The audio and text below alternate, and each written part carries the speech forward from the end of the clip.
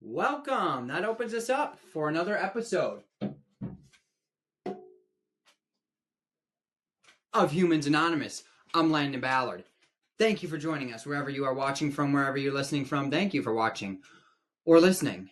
We got a big episode for you today. Before that, just want to let you guys know what I've been up to. I know it's been a while since I've been able to come on here, talk to you guys. You probably have been a while since you've seen me on your feed, but we've been busy. Don't worry. We're still doing our thing. We've been going to some schools. I don't know if you guys can see it. We got a little sign there from the Quad Cities Youth Conference. We're able to go out there and reach about 1,000 kids with the message that we have. And so we've been very excited to be able to do that. Thank you to anybody who was a part of that, from the volunteers to the students. It was just a great weekend out there last month. So thank you to everybody at the Quad Cities Youth Conference. Like I said, today we got a really fun episode. I was able to hang out and chat with a couple past troupe members who were in the troupe shortly before I was. Joshua Welton, as well as Jemell Moore. Jemell lives out in LA, and you'll hear a little bit of his story, but me and Jemell really wanted to focus on kind of asking Joshua Welton some questions. Joshua Welton is a former musician for the musician Prince. He played keys for Prince, and so we talked a little bit about his experiences with Prince. We talked about what he's doing now currently. He's a pastor with an online ministry. So we dig into that. We hear about his family. Just a very interesting guy. We appreciate him being able to come on and share his story, share his message with us. So it was just a good conversation. I'm excited for you guys to be able to hear it. Real quick before we get into it, remember, check out our website, www.MWAH.net. You can learn more about us. You can book us for your school. You can book us for an event. You can get a hold of us through there. And then as well, our social media, HumanOnPod, HUMANONPOD. We are on Instagram and Snapchat and TikTok, I believe. So go check us out. Without further ado, let's get to the episode. Let's see what these guys had to say. Just grateful for the time that I was able to spend with them. And I hope you guys enjoy the conversation as much as I did. All right. Like I said, we have two incredible guests with us today. A couple gentlemen you guys have not met yet. First off, I want to introduce Jemell Moore, former troupe member. We actually have two former troupe members in the building today. These guys actually were in the troupe for a little bit together, so we're going to kind of get to hear about them. But like I said, Jemell Moore, based out in LA.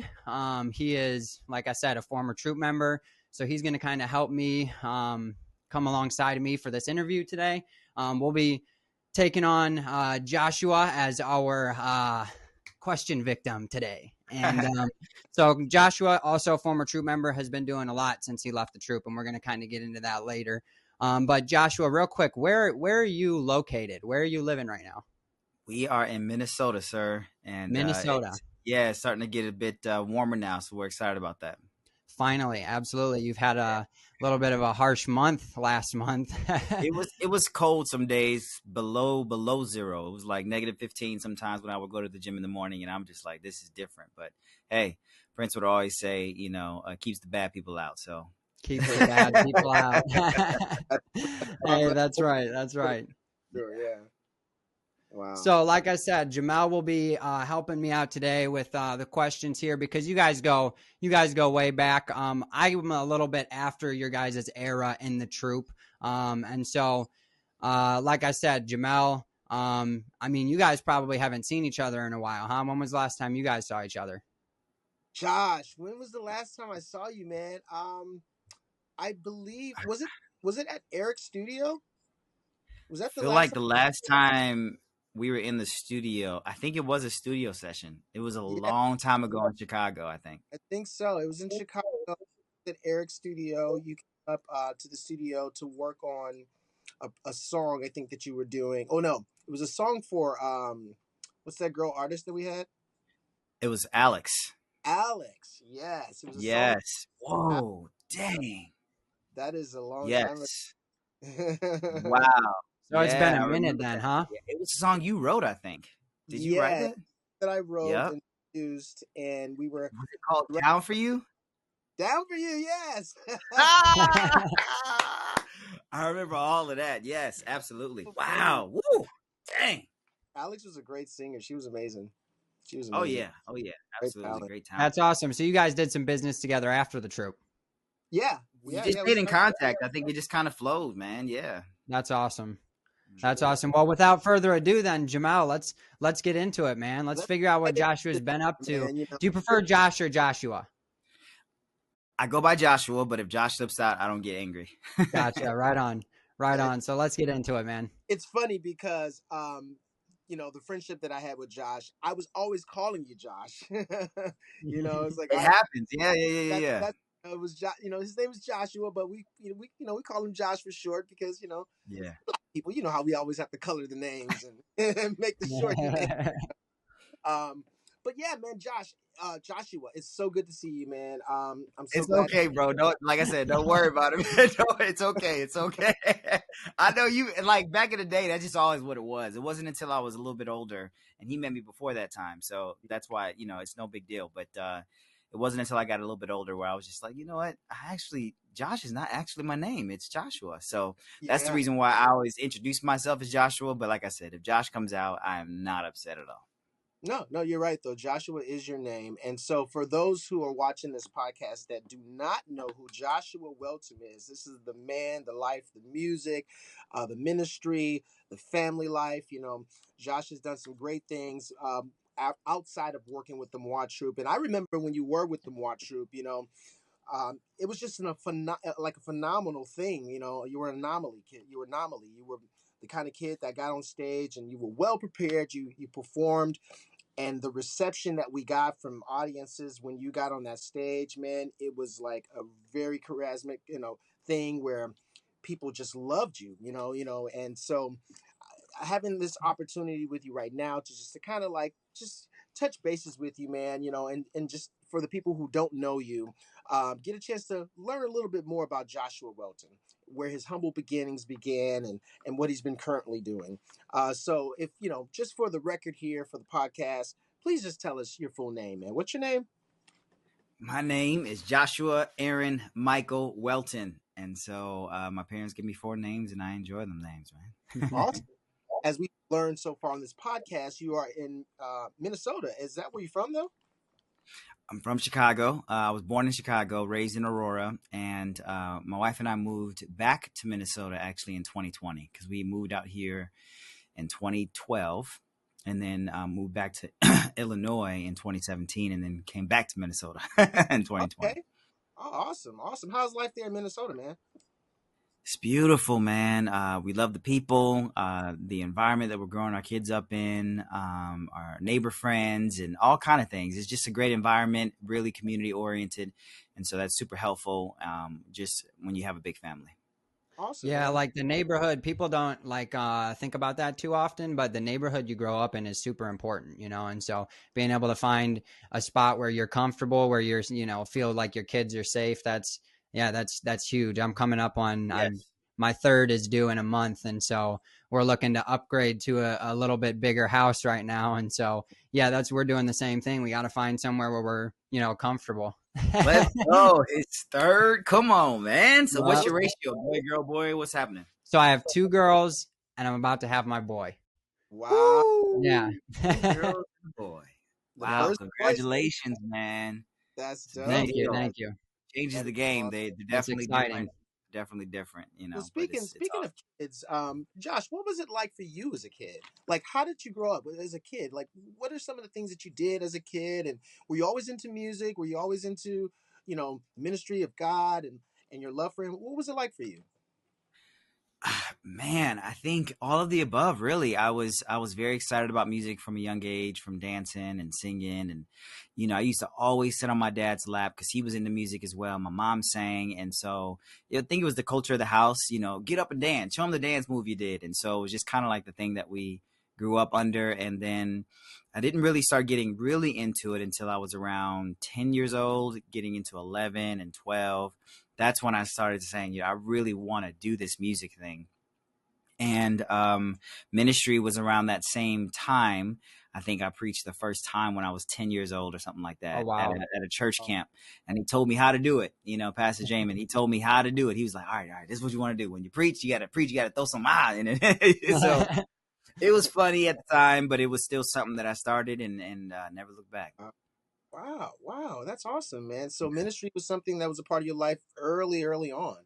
Oh my gosh, yes.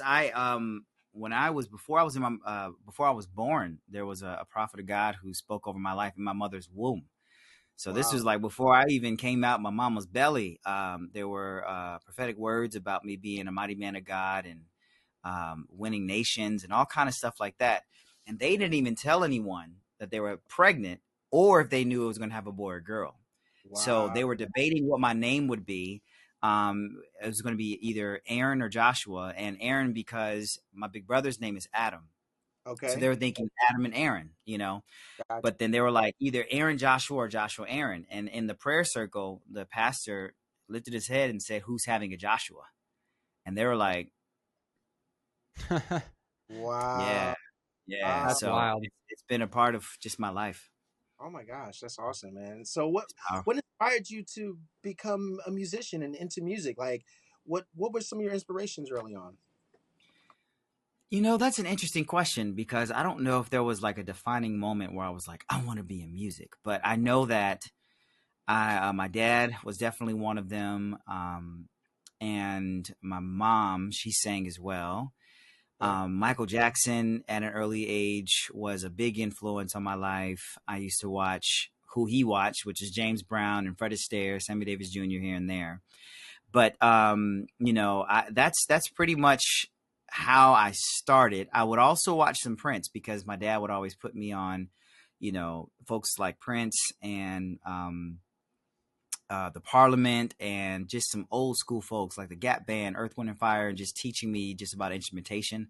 And so, and then Pastor Jamin, actually, I mentioned him before. He was another person that inspired me to play the piano Oh, because I was watching him play worship songs on the yeah. piano. And I remember that moment actually. I Wow. remember that moment. I was sitting in church and I saw him play and I said, I'm going to learn how to do that. And Nice. I ended up learning how to do that. Yeah. Oh man. Wow. My So big brother, he was playing green sleeves on the Casio too. And that was another thing that kind of kicked me in the butt too. okay. That's awesome, Yeah. bro. Wow, wow. So do you have like any favorite musicians or artists that you would say that's your favorite artist, I was your going to favorite? say, judging by what you just said, it seems like you were kind of drawn to the more charismatic artists, not just the good ones, but the ones who looked good too. Yeah. Oh, well, for me, performing was about not just being musical, but also just being to look good. And that was about my dad would teach me a lot of times when I would dance. He was like, "You want to pose?" I'm like, "What do you mean?" You like your dance moves got to be poses because when people take pictures, you know. And so a lot of times when you see performers and they're in their mode, that's like during a performance and they're Yeah. posing, but it's a part of the whole thing. So Yeah. absolutely, I looked into the style, how I approached the style of dancing, and how it looked was important to me, what I wore and things like that, Yeah. just to kind of one express how I felt, but then also if it looked good. Like if you do a spin and you don't have something that goes with the wind, it doesn't look as cool than if you Sure. have a hoodie that kind of goes off and this hoodie spinning while you spinning. You know what I mean? Yeah. So things like that. Yeah. Yeah. The Yeah. technical side of things. But Yeah. yeah, going back to Jamela's question though, kind of who were your influences in that? Or who's your Um, favorite artist if I were to take a look at Josh's playlist right now and who he's listening to, Yeah. like who's some of your that's favorite? funny. You know, interestingly enough, my my playlist is filled with praise and worship music. I honestly, throughout my years, haven't listened to the stuff that I actually make. Wow. And so yeah, and then sometimes I've listened to just like some modern day, you know, Christian music that's got like, you know, some Afrobeat kind of music behind it and things like that. Some more Yeah. of the modern stuff, but it's all, you know, Christian based stuff. That's mostly what I listen to throughout the days. But, you know, if I go and I dance, that's pretty much what I listen to. So I don't have a specific artist, I should say. Okay. My artists have definitely been more nostalgic, like James Brown and Prince and Michael. Like those have always been my favorite artists. Yeah. Nowadays artists, I think they're just cut with a different cloth. Not saying that it's worse, but it just, my personal taste has been more so with some of the greats.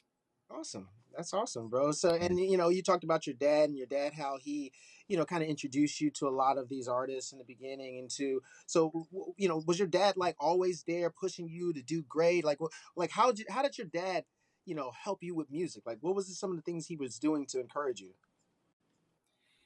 So practice was a big deal, and it was a huge installment into the discipline that I even have today outside of music stuff, is just perfecting your craft is what he would talk about. Build your catalog, perfect your craft. And so outside of those different types of disciplines, it was his interest in me as a person, and our friendship that I think helped me respond in a way that was conducive to growth, because I was excited about obedience, because we had a friendship and it didn't feel like he was militant without relationship. He was militant, but it was not without relationship. And so it felt like he cared versus it was just like, do something. Sure. So I think it was our relationship that really helped me take what he was saying to put it into play. I remember there was one specific time I did a Raw Idol when we were out there. Yeah. And the first performance, I did a Michael Jackson something. And I ended up, it wasn't a part of the script. I ended up jumping off the stage. I thought that the stage but it was a banner. I thought it had a back, or it was solid, but it was a banner. And I ended up falling under the stage, coming back up, jumping back on the stage, spinning and stopping on point. So it was almost like, did he do that on purpose or not? And my dad just said, there was one day he just was disappointed. And it was like, he just said, and he threw his hands up and then he walked away. And that moment, because of his disappointment, because of how much he cared in our relationship, it wasn't like he was giving up on me. It was like a friend, like, man, I don't even know what to do. That moment like shifted me. And the next performance that I did was a part of a package that was sent to Sony that got me signed at 14 years old. Wow. So it was like everything switched. Wow. In that moment of that conversation with my dad. Wow, man. That's incredible. Yeah. I know you talk about your dad a lot. He means a lot to you, man. And you also mentioned that your mom, she also sings as well too, huh?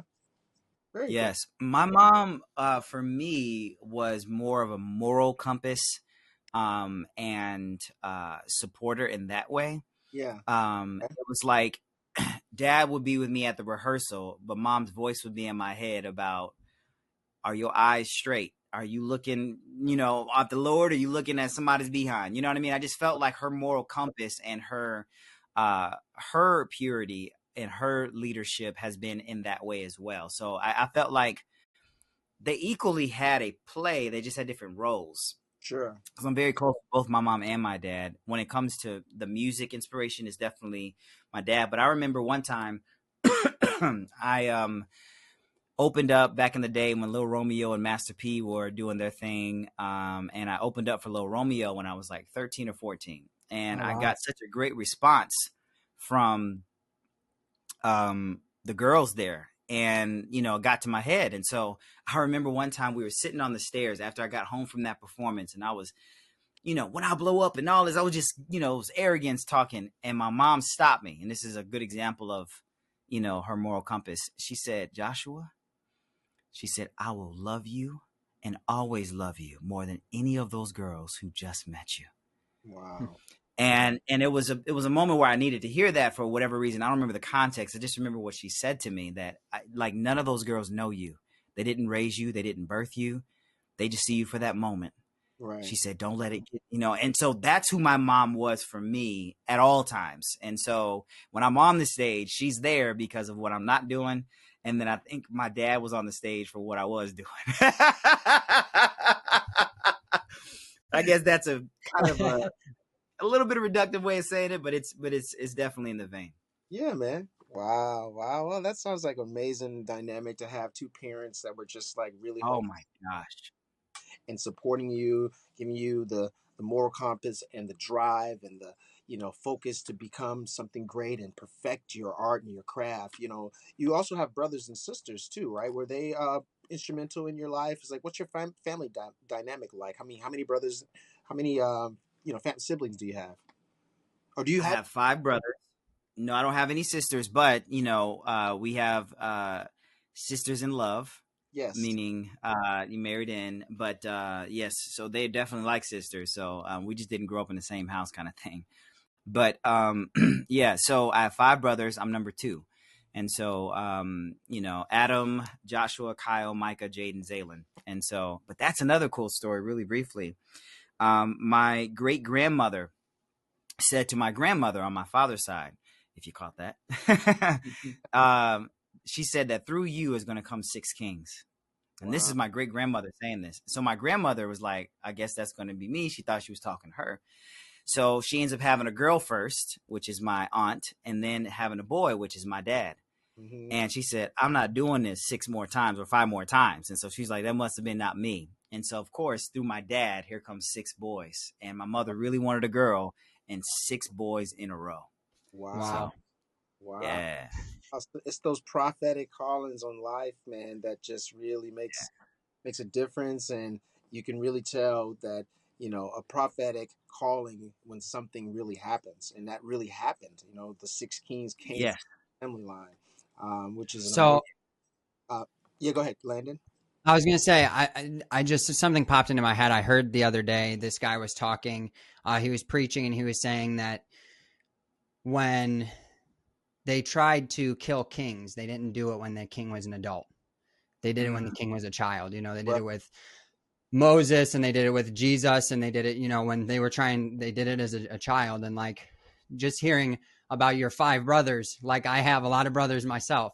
And I know that there were a lot of stuff that we got into and we were definitely, attacked by the devil early on and we didn't fare very well, And so I'm wondering, like, do you feel like you as brothers kind of overcame that together? Because it sounds like you guys are all, and I know I can't really say you, but based on you've made it, and I know we've talked about it a little bit, but we've touched on it, but you're doing an online ministry right now. And so like, was that kind of an element growing up? Like the brotherhood must have been so strong. Was it hard to keep it positive?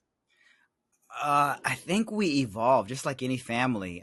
There are seasons where we weren't as close, and then other seasons where we were close. And I think overall, we've grown more closer than we have apart, which is fantastic. So Yeah. some years I've been more closer maybe with that brother, but generally speaking, I can say now we've all definitely grown closer together. And I think just through maturity, time, and personal walks, whether it be with God or life, helped us either grow closer or apart in some seasons. But generally speaking, there definitely was an underlying camaraderie where it was never at a spot. I can never say that I wouldn't think that my brothers wouldn't have my back.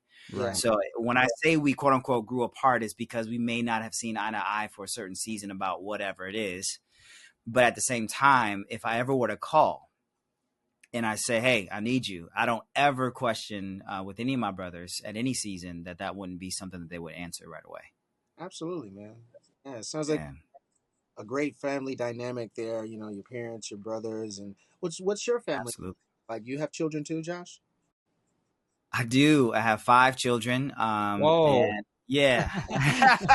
What are you going for 6 too? No. I think that 5 was our number. Girl, boy, girl, boy, girl. And so 3 Wow. girls, 2 boys. And ages are 8, 6, 4, 2, and tomorrow 8 months. So Oh wow. So they're all yeah, still yeah, young. yeah. Yeah. So yeah. They're all still young, and they're kind of everybody's, because they're only like 2 years apart. It's like they're growing up together where they're not too far in maturity and understanding and IQ. So Yeah, yeah. it's nice because the one that is under connects the one that is under in a bit, because they're just kind of dragging them on. So it's Absolutely. nice. Absolutely, man. That's super super dope, man. Like I wanted And to. you know what? Before I move forward on that, sorry, I don't want to speak over and mention not mention my wife. So we've been married since 2011. So that's 14 years. Coming up this October, I think. But I know we've been together for 15 years. Coming up here March 14th, we've been together for 15 years, and so it is not ideal, and I don't see how anybody can raise kids on their own. And so I pray, I send love, and I honor and I celebrate anybody who's doing that and doing it for real, because that's a big deal. Very strong. Absolutely. Speaking of your wife, your wife is Hannah, right? And so, Yes. how did you meet your wife? Like, how did you guys get started dating, and like, how did you, find your wife, man? Because the Bible talks about finding a wife, and it says that when you find a wife, it is a good thing. So, how did you? Mm-hmm. So, my brother Adam, my big brother Adam, I was looking for a band to play behind me. We had some shows potentially coming up, and I was like, we need to get a live band behind us. Everybody was like, Josh, you need to get a live band. So you have a lot of these digital songs. Let's get a live band behind you. And I'm like, all right, cool, let's do it. Told my brother about it, and he was like, all right, cool. All right. So he's on the train in Chicago, and I think saw these folks, figured that they were in a band or something like that. I don't really know that part, but I know that he connected with some folks on the train and said, my brother's looking for a band. Y'all trying to audition.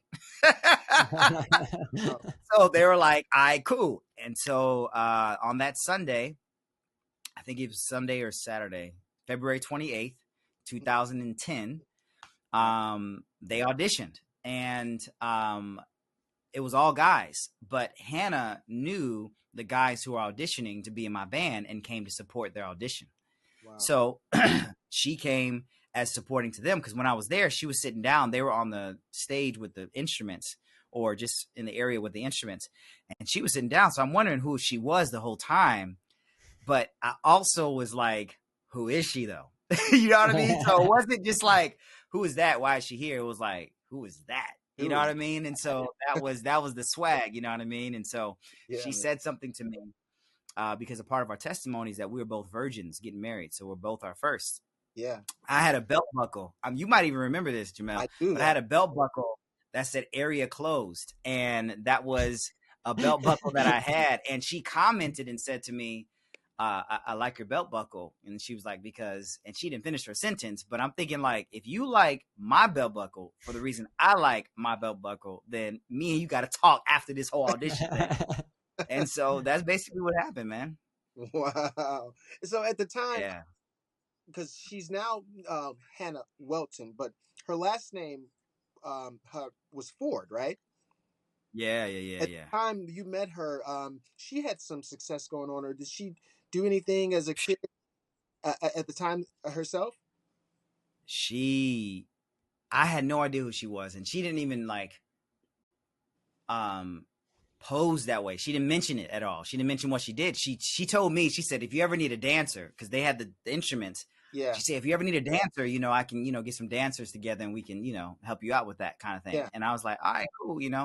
I had no idea she was as known as she was in the drum industry, but she is definitely someone. She's a sweetheart in the drum industry, and people love her.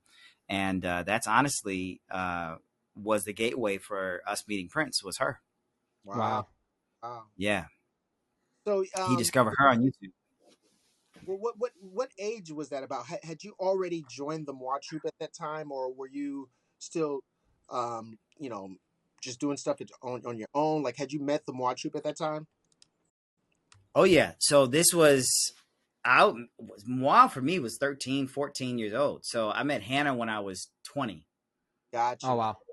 And so, yeah. What year was it that you remember joining the MWAH troupe? Like, you were 13 then. So what year was that? Yeah, I don't remember the year exactly, but I mean, it's easy to do the math here. However long ago that was. Let me see. Yeah, we don't know how old they are now, actually. Okay. Yeah, no. I just let me see. What is it though? And now you got me thinking about it. All right. What is okay. it's 13, and so that's 22 years ago, I think. Yeah. Okay. Yeah. So 2025. So 2003. 2003 it is. Yeah. I think that may have been around there. 2003, 2004. Yeah, because that was before I got signed, I think, and then I came back. Yes, you I did. think I came back. Yeah. And we all know that the director of the troupe, who is Ray Moffitt, man, who's been instrumental in Landon's life as well. Oh yeah. My life. I mean, Ray has been so much to me. I mean, I don't know if you guys know, but Ray means everything to me because he's the guy that saved me in so many different ways and helped me with learning, lots of things with conflict resolutions and just how to be a good person, and just being a part of the MWAH troupe has really done a lot of productive things for me. But who was Ray Moffitt to you, Josh? He's on my list of, I think, the 5 people who I've kind of paid tribute to in my life, that have been instrumental in my growth. So between my mother and my father, Pastor Jamin, Prince, and Ray Moffitt, I always list him when people ask me about some people who have played a major role in my life. So I guess that can kind of consolidate, in a nutshell, how much he means to me. Yeah. Because he's just like a friend. He's been like a mentor. He's just been real, and also just his heart. He's funny, Yeah. and so Ray Moffitt has always been someone that I've remembered as influential and pivotal in my life. Yeah, man. Yeah, same. Do you have any like specific times or experiences or stories that you've had with Ray Moffitt that you'd like to share with us? Just like in thinking back, like, oh, I remember this time when Ray did this or when we did that. Like, do you have anything that's like, Well, we used to have so many like inside. I know exactly what you're talking about, Josh. See, you know what I'm saying? So it's just we used to always do kind of stuff like that.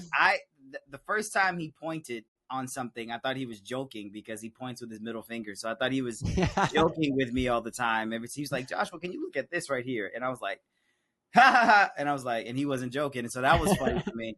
That was like when I first met him. And I think when I think about Ray, I think about like it just goes straight to my heart. I don't necessarily have a specific memory, but I remember just the jokes about how he was immortal. We used to always talk about how, do you ever sleep? Yeah, he doesn't sleep. He sleeps standing up. I know, sleeping, standing up, all kind of stuff. We have all these fun stories, and he was like a mythical creature. Yes, yeah. And so just all of that, I think, is just the fun times. And I think he is just a master of being able to bring people together, and and to spot talent. Like, he could see it, he would call you out, and then he'd give you a stage, and he would extract that confidence from you too. Yes, and he would also he would always shock me sometimes when he would demonstrate things. Because very that animated. knows how to project, and so you don't expect it because he was just kind of like this smaller brother, and he had his hat on, and he was like, "Can you do it a little bit more like this?" Oh, and then he was like, "Oh snap!" And I was like, "Okay, I got you." And so, yeah. I mean, just all of the Ray-isms, just great stuff, man. Yeah, man. Ray. I was gonna say, and before we move on, Jemell, do you got one? Oh my gosh. I probably have several different actual stories about Ray, but I know that would take up so much time. But one of the things I say that we all know about Ray, and even people that has been with Ray before I was with him. One of the things I think that sticks out about me is when he's driving and he's tapping on the dashboard and he's when he's doing his hands like this, and like he's into literally. he's into the beat, and yeah, he'd do it the entire ride too, enjoying whatever. No music playing. Super. So there's a couple things, memorable things about Ray, but I want to say one of the significant things though that I've learned from Ray is how he really taught me in terms of like conflict resolution, being a social worker, dealing with kids all his life, and just how to deal with people. He Ray is what made me a people person, and so because of that, to this day, I benefited from the things that I learned from Ray. And going back to our memories, Josh, in terms of Ray and the things that you've learned in life, and I'm sure you've learned a lot of instrumental things from Ray Moffett too, because he's been a blessing in all of us in all of our lives. If you were to have a conversation with your younger self and talk to your younger self, what would some of the advice things that you would give your younger self, Josh? Whoa. I think it's multifaceted. I think there's two words that I feel like just come to my heart. Just trust God. I think Yeah, you take your path so seriously, and everything is always urgent because you want it so bad. yeah, But whatever that is, whatever that want it so bad is for you, when you just trust God and you're faithful over what you know to do, sure. you may not have all the answers, but you're faithful over what you know to do. Mhm. That is Woo.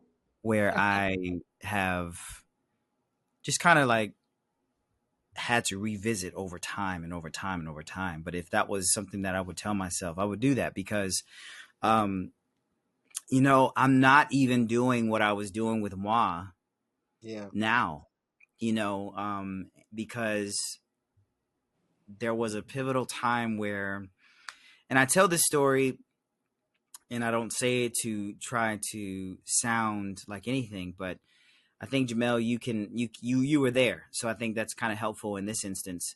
sure.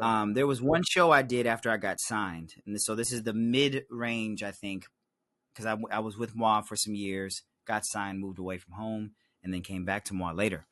Mhm. So in the middle range, it was kind of switching for me because there was a time specifically where it was a girl, I was on the stage, I was performing, and she was screaming, crying, and pulling her hair at the same time, looking at me as I was performing.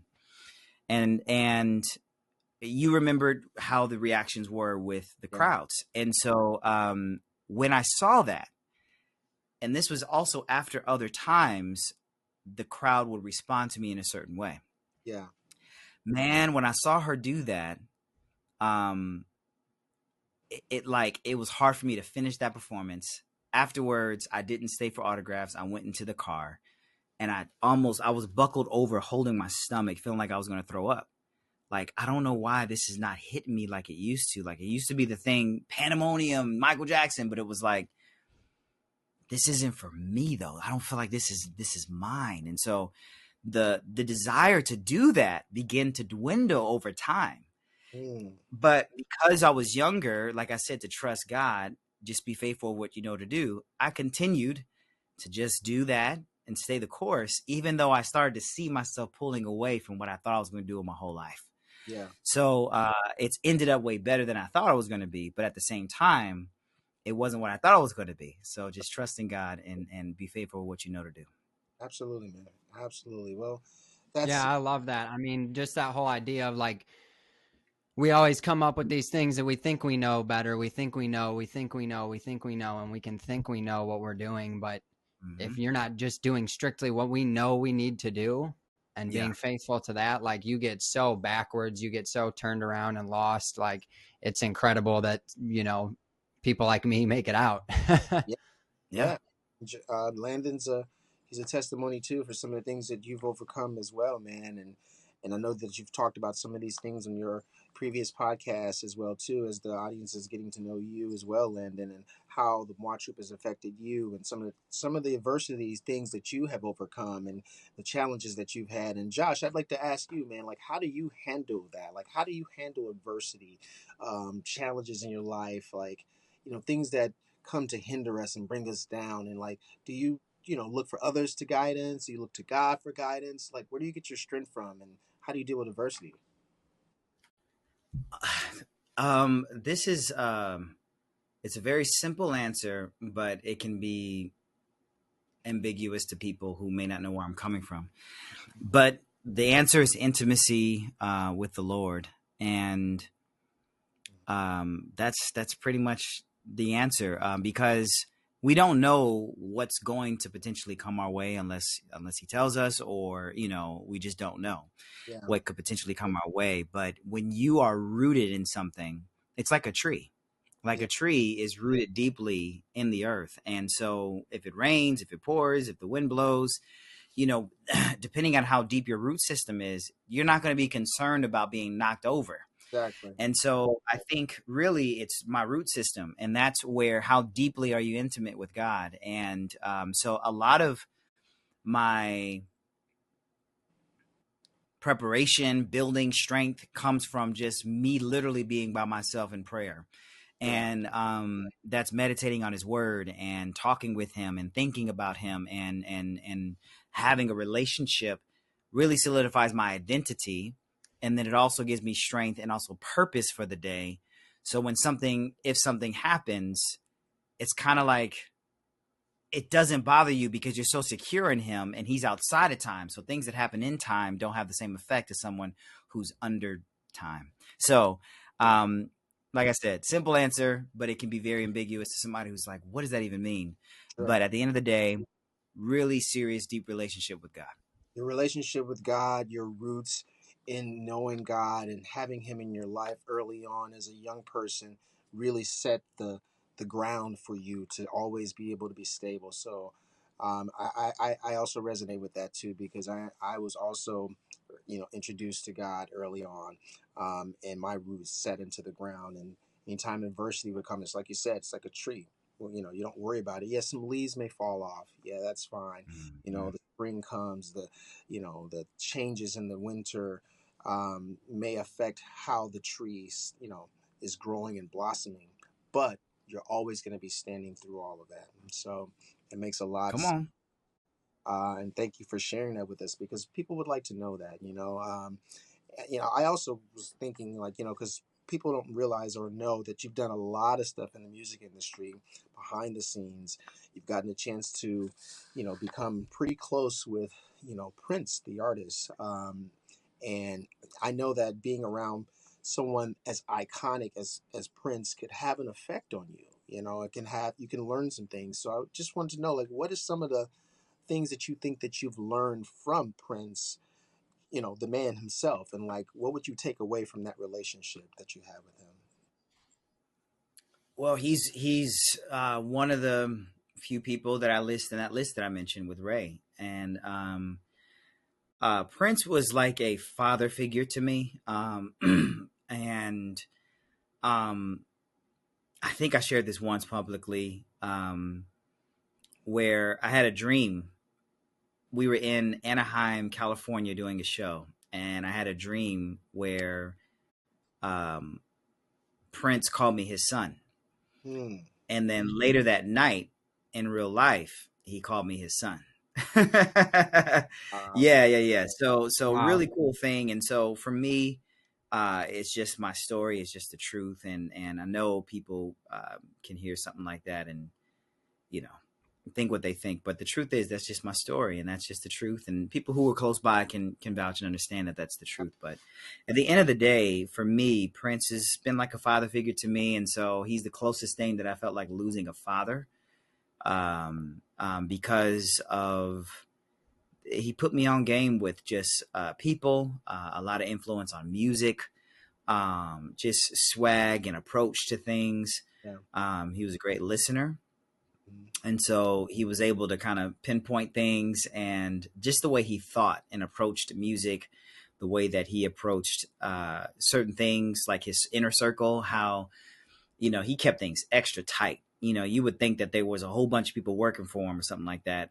In a way it was, depending on what we were doing, but generally it was a really tight knit circle. And so, just, like when I think about Prince, I don't think about the stuff that people may think about. I think about the movie nights. I think about us watching the Mayweather-Pacquiao fight together at my house or his house that I was staying in with my wife. You know what I mean? Yeah. I think about the plane rides, the inside jokes. I think about that stuff. I don't, honestly, I don't know if there's been a couple times where I'm in the studio and I'm like, ooh, Prince would kill this thing. Right. But generally speaking, I'm looking forward to the day we're in heaven and he can meet my children. Absolutely. Well, I was just about to ask you, was he like a spiritual guy? Were you guys kind of on that same wavelength? Oh my God. Absolutely. Prince, that's what I mean. It's the conversation, because there are very few people you can talk to without having to talk to them. There's a certain level of connection where it's like, I get it. And so a lot of our conversation was like that. And so it was like, so we don't do that and you don't have to finish a sentence and you just know. And it's like, and there's just that kind of stuff. I miss that so much because, we used to talk about how using words is a lower form of communication.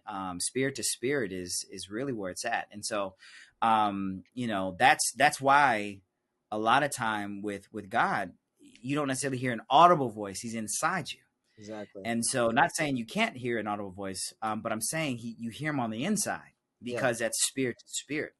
And so, a lot of time, we're kind of like, we finished each other's sandwiches. Yeah, as far as meeting people and working with people, what I've done more so behind the scenes, to kind of paused on working with artists. Okay. I'm connected with the publishing company, so it's not that I can't, because I just haven't wanted to. Sure. But I've done a lot of sync music, and so my music has been featured from Amazon Prime, Netflix, to NBA, to Fortnite, to NFL, to, since Prince, you know what I mean? And so it's that's really been more of the thing that we focused on. And it's really cool because it's clean music. They don't want you cursing and talking vulgar stuff. So it was like, this is perfect for me because, it's behind the scenes and, they get to, it gets on these amazing stuff. And I hardly ever post about stuff, but we had some stuff from like Pfizer, which is like a health thing, all the way over to, some reality show or something like that. You know what I mean? So it's been really, really cool to do that. But as far as meeting folks, man, one of the people that I was excited to meet back in the day was Jay-Z and Beyonce. And, just meeting them was really cool and was really sweet, actually.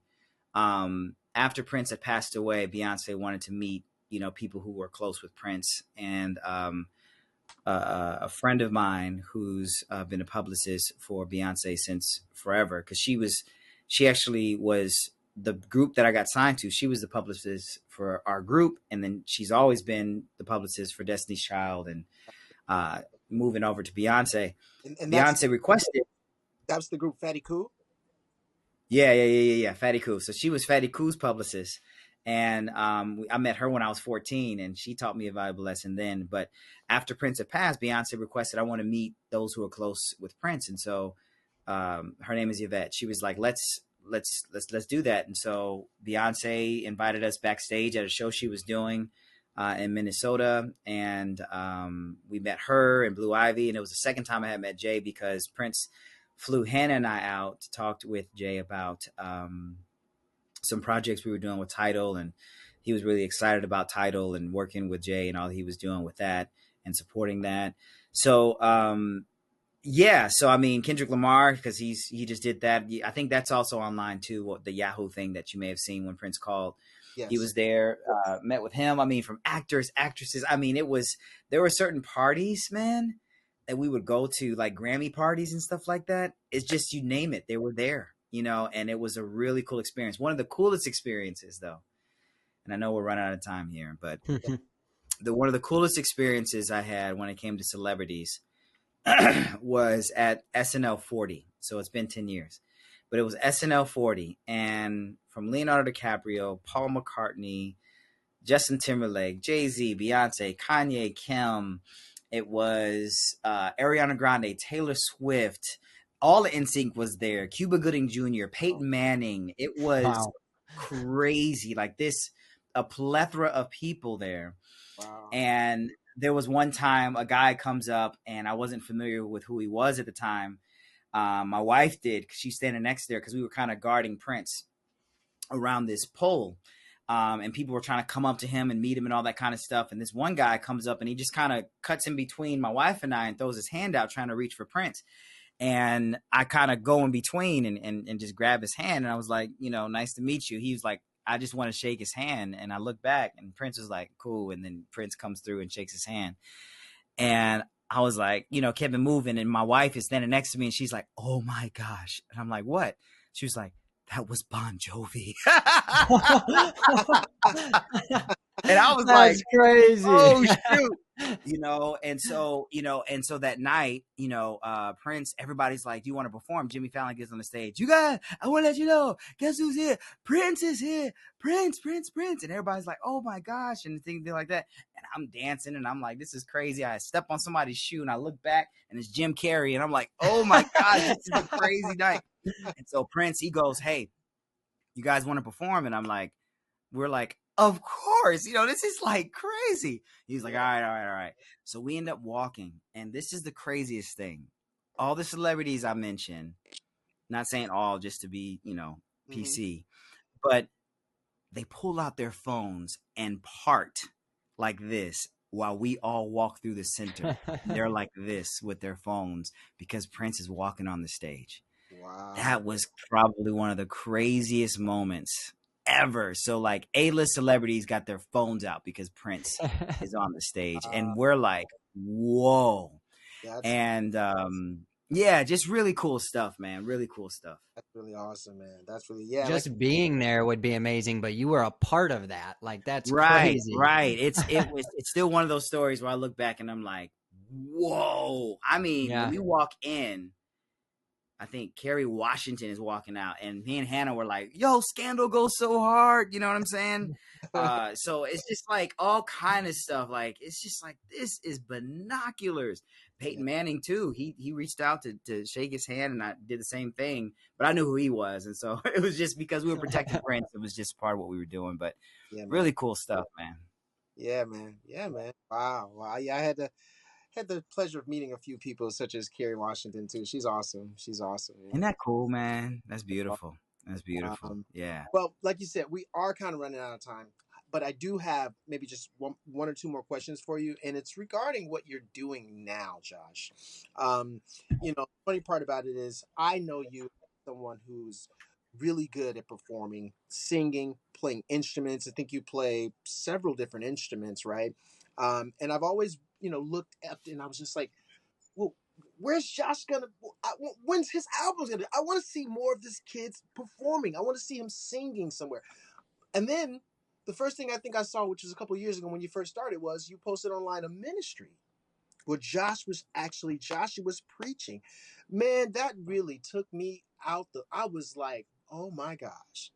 I couldn't stop, but I couldn't do nothing but be glued to the screen watching you as you were preaching. And you've started an online ministry now, from what I understand, right? And you're still active right now, still posting new content and just reaching out to people. So I just wanted to know, how did you start that? Like, how did you get into that? What made you decide to do an online ministry versus going into a career of singing and dancing? So the brick and mortar, or not that, the idea of an online ministry, I should say, versus brick and mortar. Yeah, wasn't my idea, actually. It was God's idea, because I was walking after Prince had passed. So a year had passed, 2017.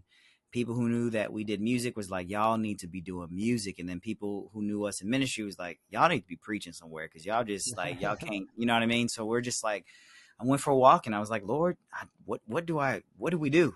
What do I do? And I'm giving him that same kind of dichotomy of choices. And I'm like, what do I do? You know? And I literally heard the Holy Spirit say to me on the inside, like we talked about, he said, yo, Will Be Done Ministries. And I said, you want me to start a church? What? I'm like, that came left field for me, because I'm going for a walk like, yo, we have a moment that we can plug into to either do music. Now, we didn't do it right away. You know, it was a year later that I'm talking about. And I'm thinking about how are we going to pay for these kids? Like, what are we going to do? Yeah. And he told me to start a church. And that's not about trying to get money and stuff like that. So I was like, all of it is like, what's going, like, Lord, what's happening?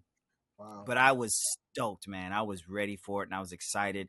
It was one of those, you know, God not speaking to you about practical things, but it's the thing he's telling you to do. And so it's like, trust God, you know what I mean? And so it was just like, you know what?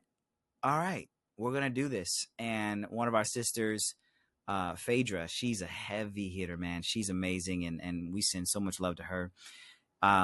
She was the first person. She said, I'm going to be the first person. I want to donate $5,000 to your ministry to help you get started. Wow. And then she started that. And then another person was like, here's another 5,000. Another person was like, here's another 5,000. And another person was like, here's 1,000. And so it just kept going. And so it enabled us to get some of the equipment that we needed.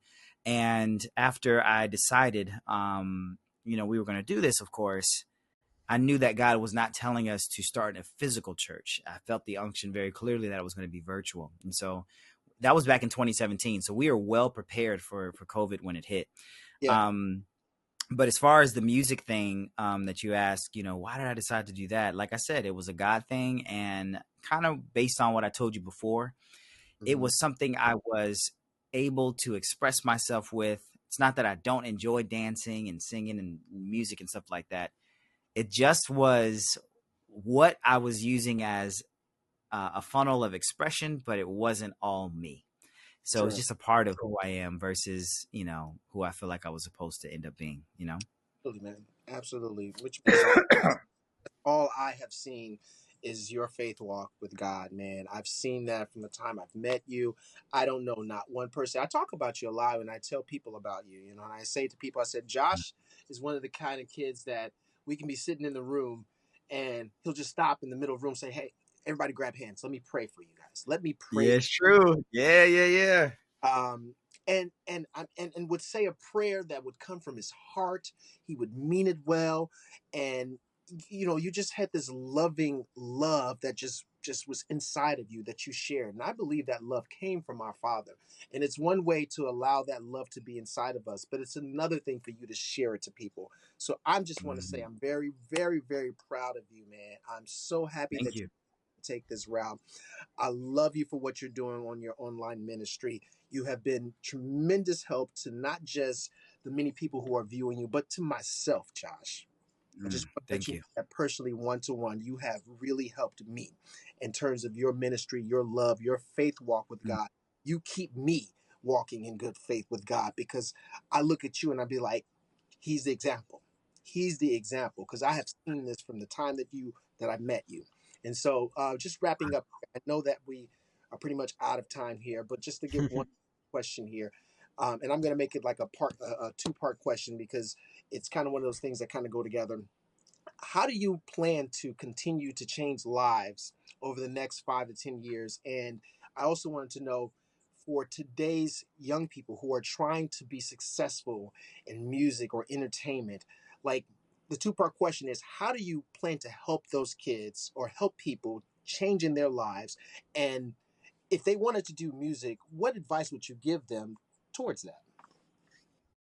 Okay, great question. I think, what am I going to do? And then what will I, you know, help other musicians coming up doing? I think I can answer that with one answer. Mm-hmm. Um, well, I guess just two parts. So I think, generally speaking, the answer number one, what am I going to do? It's, I believe we need to build things so that people have a safe haven, whether it be educational, whether it be ministerial, whether it be musical.